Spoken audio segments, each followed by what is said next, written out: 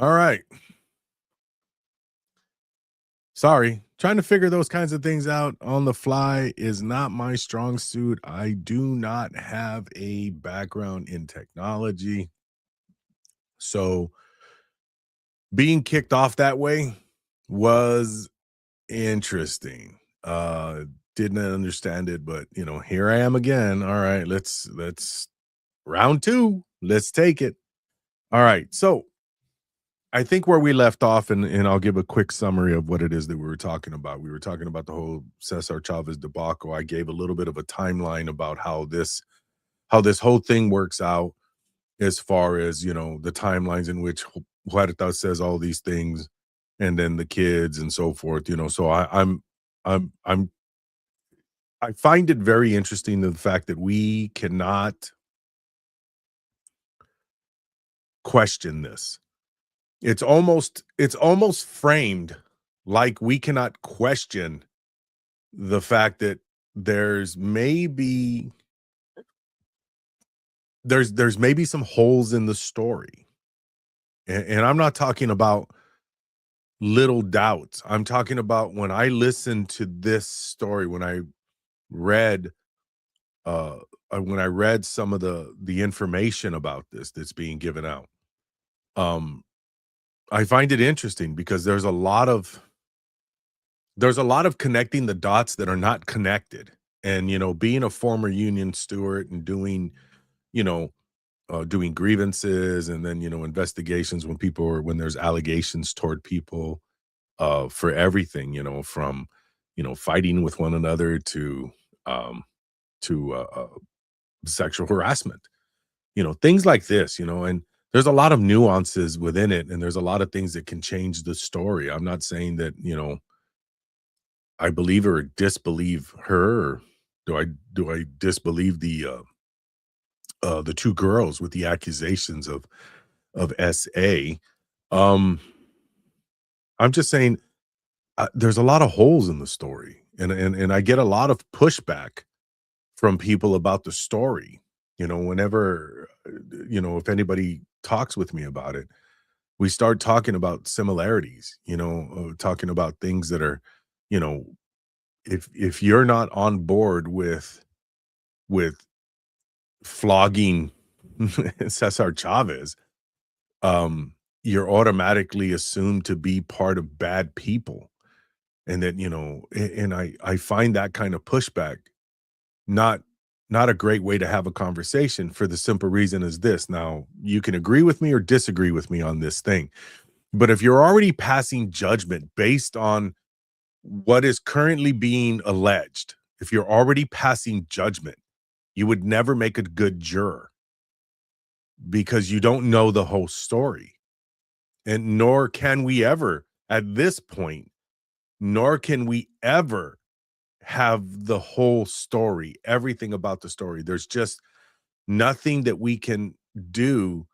There's no corroborating evidence. It is a he said, she said, but he is no longer around. And everybody else that's a he in this isn't around. And it's weird because, Richard Chavez isn't around. He never told anybody about anything, with Dolores and Cesar. So, it makes me think like, I mean, all it does is cast doubt. Now, do I think that that's fair? Absolutely not. But I don't think it's fair on the other side. If I'm going to believe everything, if I'm going to believe everything that Dolores says and the girls say, well, then I have to believe that there is a counter to all of that also. And do I believe that too? Since I'm giving everybody the I believe chips, it's really weird. You got to realize that, in today's time, there's a lot of doubt that's being cast with all of the things that we're seeing, on YouTube and TikTok and all that other good stuff.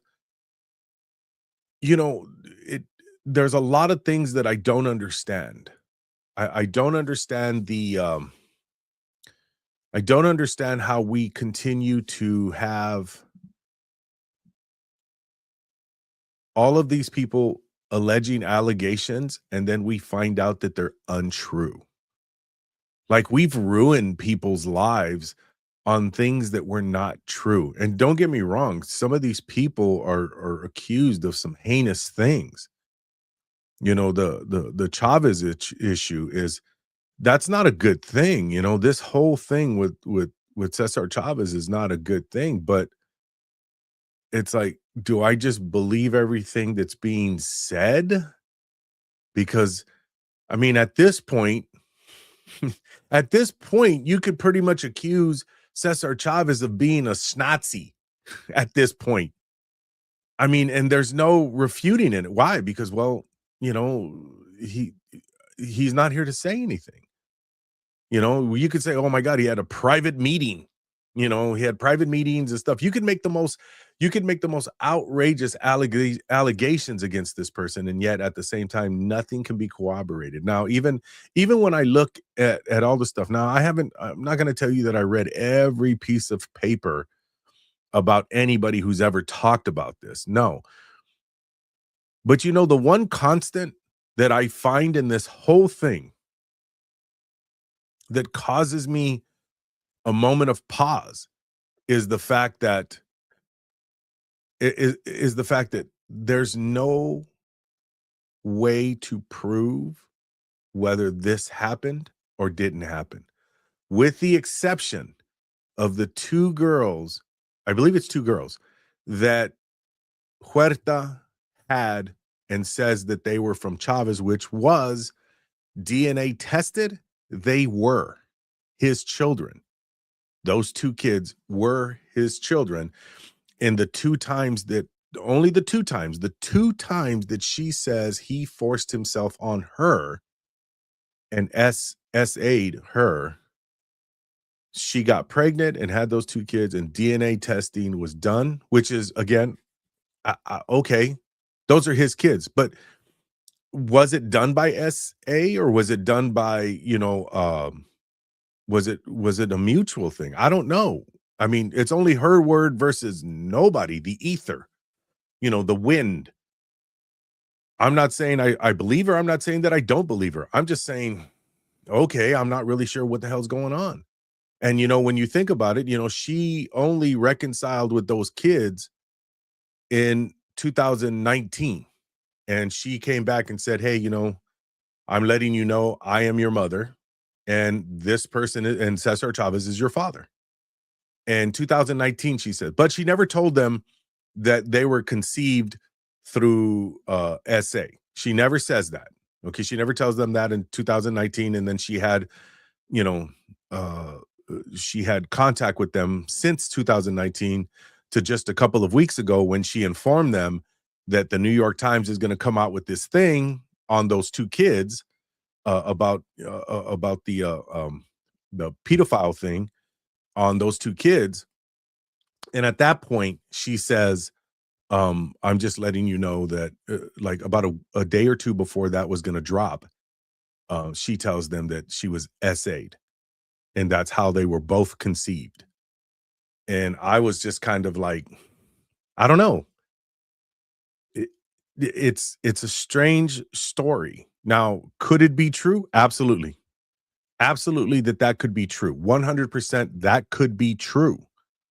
But if I'm going to believe that, then I also have to believe the skeptics, which says that they had a consensual relationship with one another, and because she was married at the time of the first, that they wanted to keep that under wraps because that may the the derail the workers union, the migrant workers union, or farmers workers union, that may cause a problem or a rift within it. And I get that, and I can see that. And then the other one, you know, uh, which was in 1964. So I I, I get it. I and if I'm gonna believe one, then I have to believe another. That's the problem with this. The accusation versus the accountability, and also what can be proven. And here's the one constant that I hear about both sides. Now, as I read more about it, let's take out the fact that there were 2 kids that they had together, Dolores and Cesar. They had 2 kids together. Now, we know that's factual because of the DNA. Okay, cool. But there's no evidence of anything else. Like, there's no evidence that it was SA. There's no evidence. It's just word. It's just the word. Now, I find it really weird when you work in such a close proximity with somebody, being in a union for, 32 years. There's no there's no way you're gonna tell me that you're in that kind of close proximity and that you don't have a feeling about somebody who does something like that to you, that you're gonna still be in the same union. You may move to a different chapter, or you may not be in the same circles, but she was in a tightly knit group of people, and I find that a little bit hard to believe. But moving forward on that, there's no evidence of it. It's just her word. There's nobody that she told. She never told his brother. She never told anybody about this. She kept this huge secret for all of these years. And I got a problem like that. I'm like, what is she? The chick from Titanic who kept the diamond secret for that many years? I don't know. I don't know any secret that's people have that for this long. I have a doubt. She must have told somebody somewhere, somehow. Somebody knew that she was walking around pregnant. I mean, you mean to tell me she didn't have a coworker working with her that didn't see her, you know, get bigger? She's not exactly a big woman, okay? She's a small, petite person. I've met her in real life. So I don't know. I don't know. Is it possible? Yeah, but I have to think the other side is possible also. And as far as the kids thing, yeah, I'll be honest with you. Again, there's no corroborating evidence other than what they're saying. Now, if it happened, that's terrible. Need to, people like that can't be around. Sorry, that's just how I feel. I don't agree that we should, overlook that person just because of they did a lot of great things for a movement. Um, you should do what's being done right now if it's true. Now that's the problem. If it's true, you know, I, I tell you all this. Go back. There's a case on file called the the McMartin scandal, and I believe it was in the early, I believe it was in the early 80s, early to mid 80s. It's about this preschool that got accused of touching kids and stuff like that. I urge you to go back and look at that. Just look that up. And the guy's name was Bucky McMartin. Top it all off. I know, sounds guilty. Um, and I don't mean that facetiously, but it just sounds like, and trust me, I was a person who was on board on like, wow, that guy looks like a pedophile. And it turns out to be all of that stuff. There was like 20 some kids or something like that who made all these accusations. Turned out to be none of them were true. Not a one. But this guy's entire life, his mother's life, and their business got blown up for absolutely nothing but feelings and accusations. This is why we have to be cautious about things like this. Look at the Amber Heard Johnny Depp thing. Literally, she took a dump on a bed and blamed a dog only because she was trying to get back at him. People do the wildest shit, really do the wildest shit, and just you sit there and you take a step back and go, man, none of that's true. Like, how many times do we see or we hear about women retracting stories that this happened to them when it didn't? How many times do we see men? Look at that Jesse Smollett, I think it was, where he said that, MAGA people try to hang him and blah, blah, blah. It turned out to be a big, big freaking lie. None of that happened. None of that shit happened. But yet, I don't know why people do that. People make up stories that they had kids and they never had kids. Now they catch them trying to steal a kid from the hospital or something. People do the oddest shit for the oddest reasons. I'm not saying that they are doing it this way. I'm not saying that they're not. But let's just be cautious about what we say and what we do, because what happens? I mean, there's an actor named Kevin Spacey who was accused in the Me Too, part of that Me Too thing that happened, um, where we're supposed to believe all women 100%.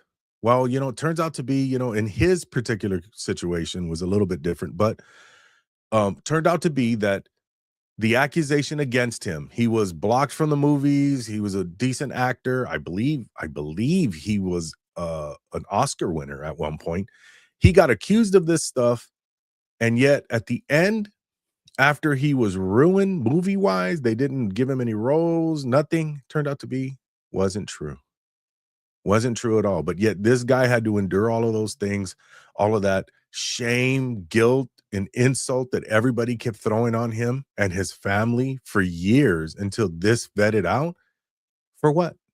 He didn't get anything in return. But yet we see these things, and that's why I'm saying, I mean, I go back to the Johnny Depp thing. That was for the world to see in court, and we all wind up seeing it, and yet everybody walked away like, "Oh, yeah.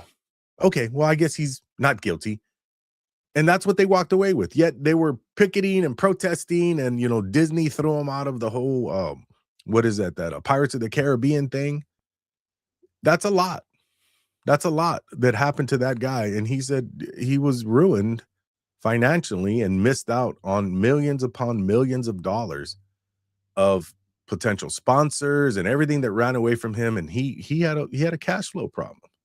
I mean, it affected him financially. That's the worst way to affect somebody is financially. But like I said, I just want to step back. Now, the problem with stepping back is that all these accusations, you really can't prove any of them.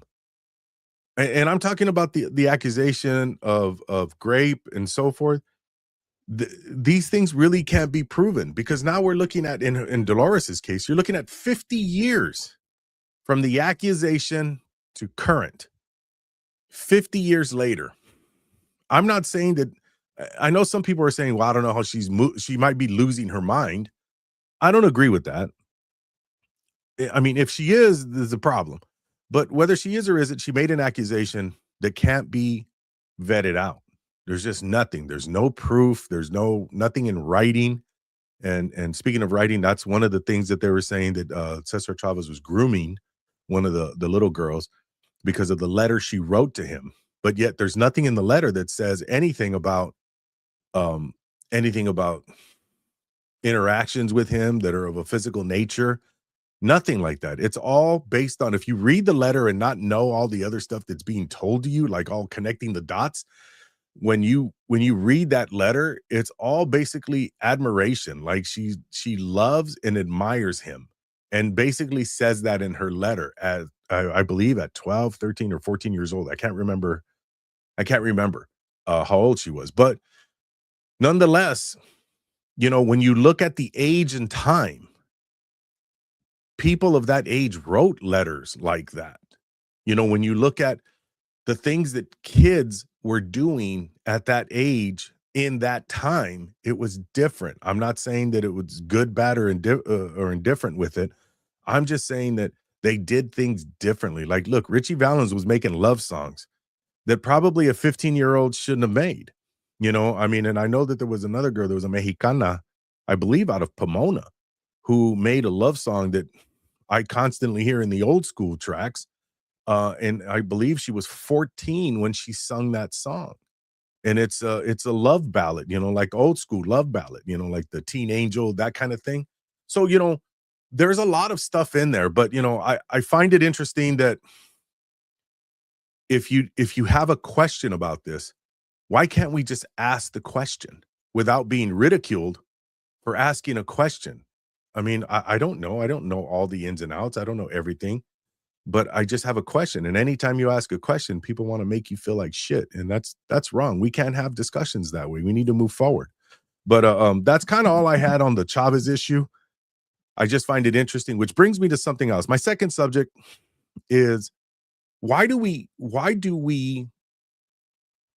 feel so comfortable in shaming anybody who has a difference of opinion than we do? Why do we why do we do that? Like, for example, this podcast. Anytime I say something on this podcast that may touch on something a little triggery or whatever the case may be, I don't really have a whole lot of likes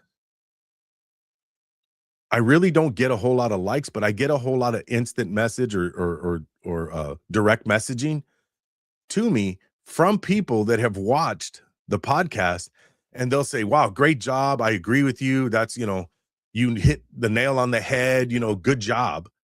But yet they don't put any likes. And I was talking to one of the people who did it, and gave me a like, or I'm sorry, DM me, and we started talking, and I asked the question, "Let me ask you something, I mean, you sound like you appreciate what I'm saying, and you align with what I'm saying, but I don't got no like from you or a comment from you. Why is that?"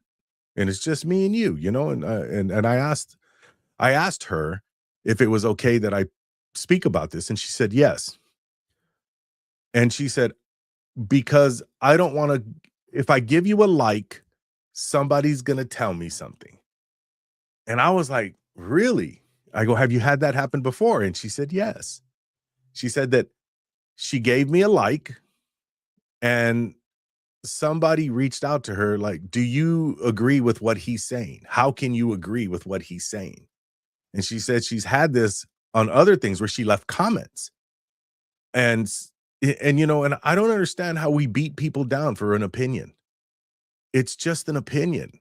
I mean, if you agree with something, why shouldn't you have the right to agree? Is it that your freedom to be able to not have the same mindset as everybody else? We need to stop that. We need to stop doing that where people tell other people, you got to not listen to them. Don't listen to those kind of people. And I've had that before in an argument, or I'm sorry, in a debate that I was having, and this person was talking about Charlie Kirk, and uh, they were telling me, well, this is how I feel about it, and I said, well, why do you feel that way? And then so they said that they made some comments. Charlie Kirk had made some comments, and I threw back at them the whole conversation and not the clip that she was talking about.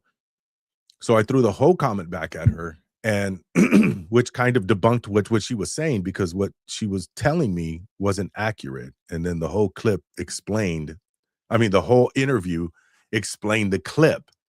Um, and when I brought that to her attention, I noticed that somebody else, this guy comes on and tells her in the chat, "Don't listen to him. You can't listen to people like him." And I was like, and she just goes, "Yeah, you're right." And I sat there and I said, "Well, this is probably our problem here is you should never listen to a person who tells you that you can't hear what people are talking about.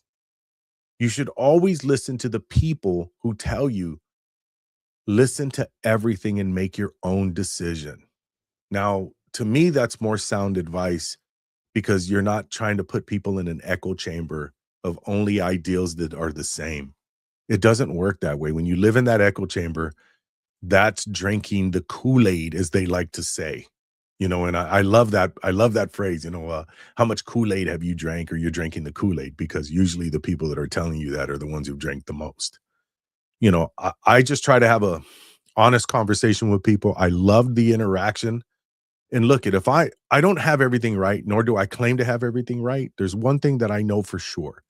I'm confident in what I say because I've done my research, but I'm also confident enough to know that I don't know everything. And if you tell me something and you critique my worldview, and it's counter to my worldview, I have to believe it, right? Like, I mean, if you tell me there's not an inner tube in a car tire, it's just air, and I say, no, no, no, no, look at all these bicycles have inner tubes. That's the only way they stay up. And then you show me that, I have to change my worldview, right? Like, maybe cars don't have inner tubes. Maybe car tires don't have, it's just air. Okay. Something simple as that. But like I try to tell people, let's have a conversation. Let's go a little bit deeper. Let's figure out where I'm right and I'm wrong. And I'm willing to accept those things, because if we can't have a conversation, just a simple conversation about what our differing opinions are, we're never going to meet in the middle. We'll never have a great ideal if I don't take a little bit of your ideal and a little bit of my ideal, and together we make a great ideal and we can push those things forward. That's the problem we're having with everything, including politics. When the left doesn't want to listen to the right and the right doesn't want to listen to the left, we're in shambles. Okay. We're just in shambles. But just wanted to bring those two things up. Like I said, definitely give us a like, give us a comment. And if you're afraid that people are gonna get mad at you because you leave a like, man, those people aren't really good people. If they're gonna critique you and they're going to kind of go at you because your opinion is a little bit different than theirs because they may not agree with me or they agree with me and you disagree with me and they're on you for that, that's wrong too. Just because you disagree with what I'm saying doesn't mean that we still can't talk. It's okay to have a differing opinion. But like I said, I'm just trying to put that out there because, I want to have better conversations with people. I want to have people able to have and be relaxed and confident in being able to say, well, this is my opinion and you can have a different opinion and we can still be friends. It doesn't mean that I hate you. It doesn't mean that I dislike you. It just means that you have a difference of opinion from me and you could be a great person and we get along, but maybe our politics don't align. Maybe our social cues of understanding people don't align. But it doesn't mean that we can't be friends. So, like I said, I'm just trying to push it a little bit forward. Anybody who wants to try to get on, get on. I love to hear the conversations and I love it when people tell me that they're going to prove me wrong. And then we have a great conversation. And then I say, things like, man, I didn't think about it like that before. And I think about it that way now. I appreciate you bringing that to my attention. But I also hope that it is in reverse, where if I say something that helps you expand your mind a little bit, that you accept that. Well, that's it for me today. I am Big John. This is Straight Out University. I hope I gave a little bit of clarity to some of this Chavez drama that's happening.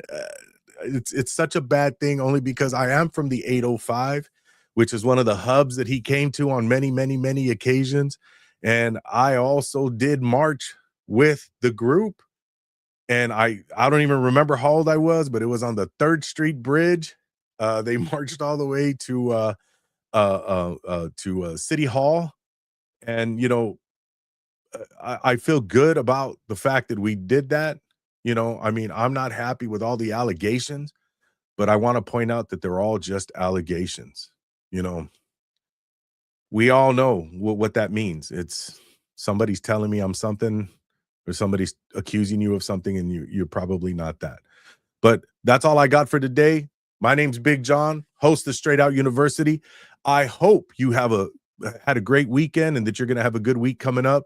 Remember to like, comment, and subscribe to us so this way we can, especially like and comment. If you like us, that tells the algorithm that this is good content and that we can push it forward and get more people.